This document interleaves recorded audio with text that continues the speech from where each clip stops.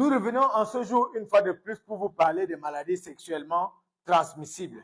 Mais avant de rentrer dans le vif du sujet, je voudrais tout de même vous informer que lorsque nous parlons de maladies sexuellement transmissibles, il s'agit dans la plupart du temps d'un abus de langage.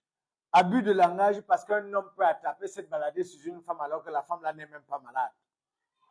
Abus de langage parce que vous pouvez attraper cette maladie dans les petits coins d'amour.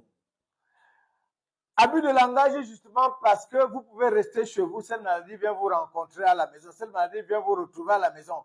Vous allez me demander si cette maladie a les pieds. Non. Mais c'est possible. Je vais vous expliquer. Comme je disais, les maladies sexuellement transmissibles, comme beaucoup d'autres maladies, ont leurs symptômes. Des symptômes qui sont quelquefois douloureux et des symptômes qui sont quelquefois non douloureux. Par exemple, un homme qui ne parvient pas à satisfaire sa femme sur le plan sexuel, est-ce qu'il a mal quelque part? Est-ce qu'il a une douleur quelque part? Que non. Mais est-ce qu'il est, en paix? Je crois qu'il n'est pas en paix avec lui-même. Donc, lorsque nous parlons de maladies sexuellement transmissibles, comprenons qu'il s'agit de maladies très, très répandues. Ces maladies sont tellement répandues que si ces maladies pouvaient alité des gens, c'est qu'un matin, vous arrivez au marché Mokolo, qui est le plus grand marché de l'Afrique centrale, vous ne verrez personne parce que tout le monde est couché à l'hôpital. Tout le monde est couché à la maison malade.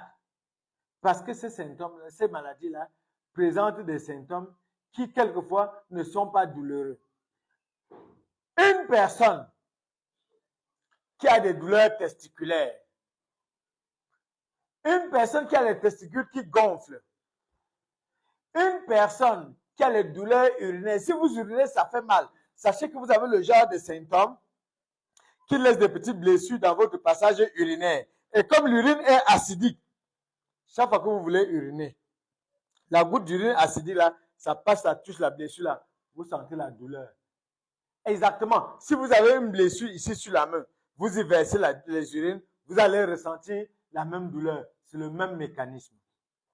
En dehors de la douleur urinaire, de la douleur testiculaire, des gonflements des testicules qui sont connus, qui sont des symptômes très connus, il y a des écoulements. Et lorsqu'on parle d'écoulement urétral, il y a plusieurs formes d'écoulement.